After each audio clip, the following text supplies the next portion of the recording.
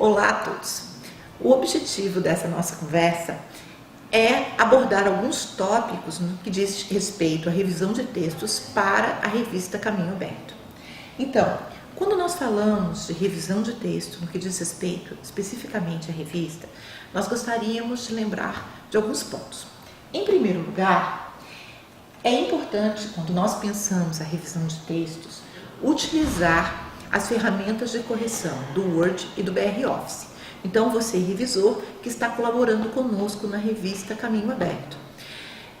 De preferência, ao olhar o arquivo que você vai receber, observe se é BR-Office ou se é o Word. Se for Word, utilize então as ferramentas de revisão do Word. Se é BR-Office, as ferramentas de revisão do BR-Office, que nós já vamos mostrar.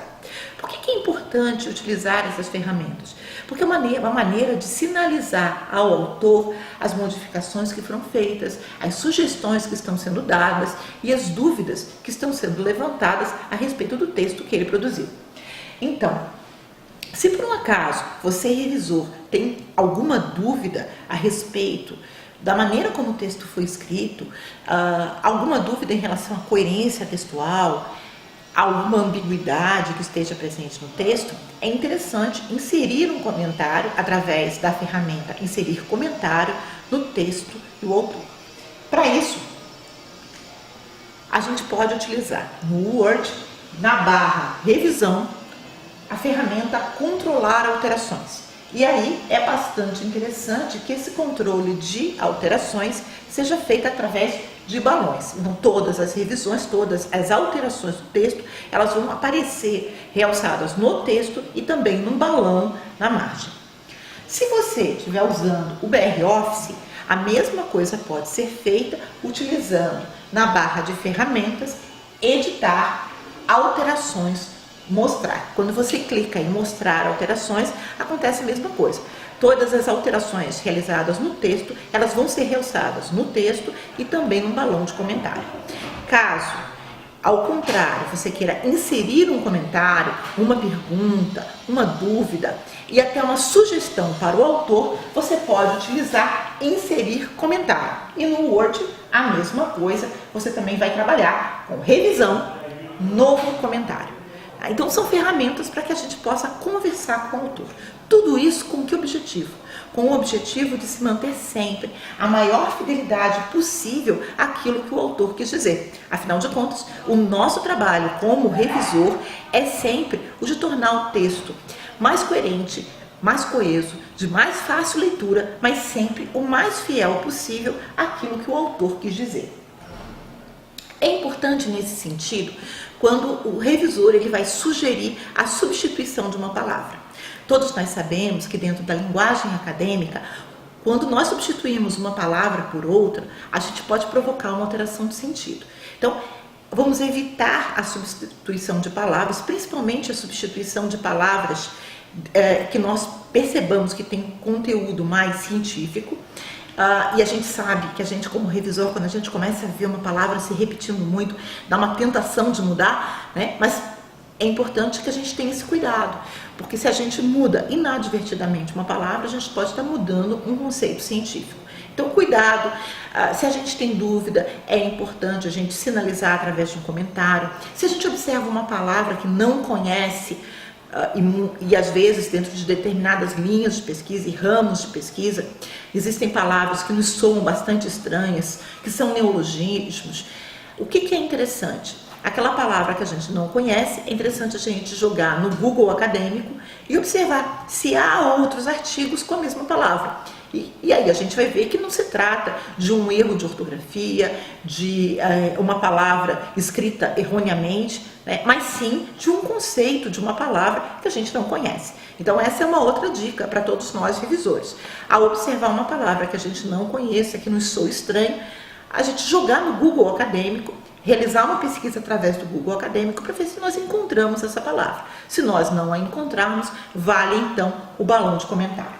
Uma outra questão que é importante é que o papel do revisor é justamente tornar o texto de mais fácil leitura e não propriamente trabalhada numa perspectiva que o revisor trabalhava até antigamente como um higienizador do texto. O que eu quero dizer com isso? Vamos sempre procurar a obediência à variante padrão da língua, né, mas sem determinados exageros que muitas vezes nós cometemos em nome de uma linguagem que obedeça aquilo que nós usamos chamar de norma padrão. É muito importante a atenção aos itens da reforma ortográfica. Muitas pessoas ainda têm dúvidas a esse respeito. Com relação à acentuação, muito pouco, até porque as ferramentas de revisão dos programas, tanto do Word quanto do BR Office, elas já têm feito a correção das palavras no que diz respeito à acentuação. No entanto, no que diz respeito ao uso do hífen, muitas vezes fica dúvida. Então, é uma atenção especial que nós precisamos dar. O que cabe ao revisor de texto no contexto das revisões da revista Caminho Aberto e também de outras revistas científicas?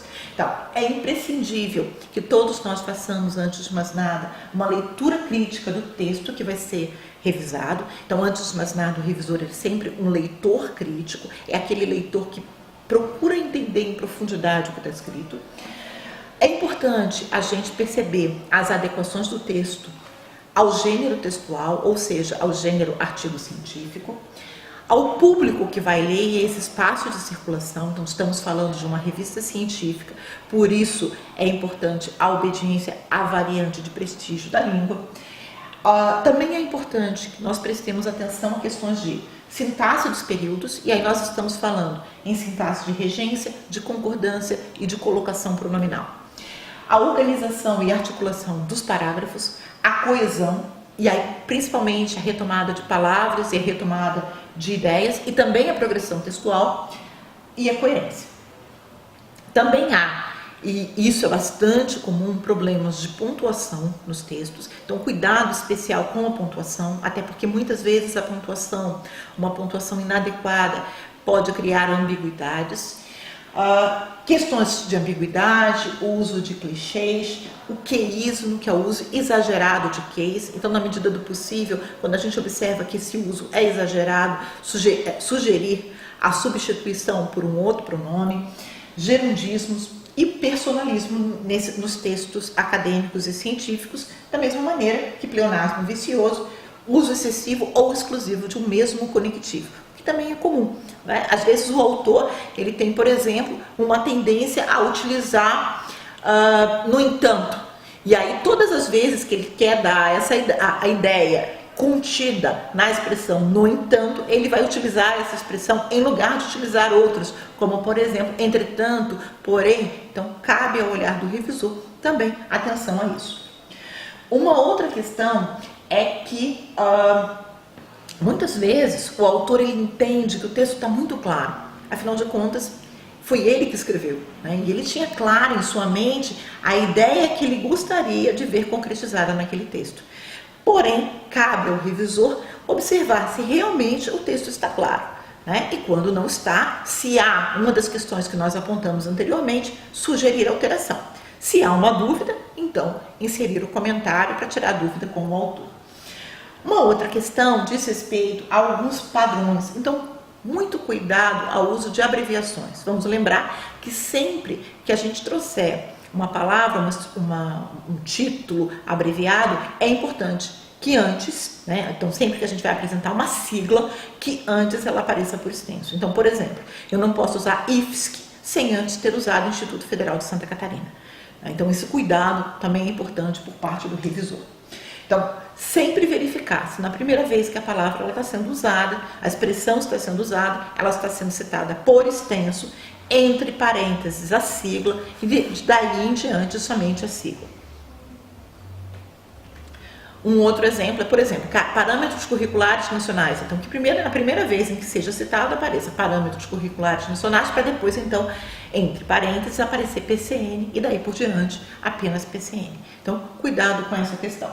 É importante também, no que diz respeito à sigla, observar como o autor ele opta por uma notação. Então, por exemplo, nós sabemos que no caso de siglas que tenham mais de 3 letras e possam ser lidas, a gente pode utilizar apenas a primeira em maiúscula ou a sigla em toda em maiúscula. Então, observar o padrão que o autor vai utilizar. Um exemplo, por exemplo, no caso da palavra Celesc, eu posso utilizar apenas o C maiúsculo ou a sigla inteira em maiúsculo. Qual é a notação que o autor vai utilizar? Aquela que ele utilizar uma vez, é importante que ele use nas demais vezes. A mesma coisa, essa mesma coerência com relação a usos diz respeito a outras questões. Por exemplo, o uso de aspas. Então, determinadas palavras que horas aparecem com aspas, ora sem aspas, ora em maiúsculas, ora em minúscula. Então, a gente observar qual é o padrão que o autor está utilizando para que esse padrão seja coerente ao longo de todo o texto. Vai servir também essa observação para a crase facultativa. Então, nos casos em que a gente sabe que existe crase facultativa, por exemplo, antes de pronome possessivo, como sua, tua, a crase facultativa. Se eu uso uma vez a crase facultativa, eu vou ter que utilizar em todas as outras vezes. Então, sempre a coerência nesse sentido quando a gente pensa nessas opções. Tá? A gente deseja a todos um excelente trabalho, que todos nós consigamos realizar excelentes revisões que contribuam bastante para a nossa revista, para o fortalecimento da revista e que possam também contribuir para uma fidelidade a maior possível ao texto dos autores. Obrigada e boa sorte a todos.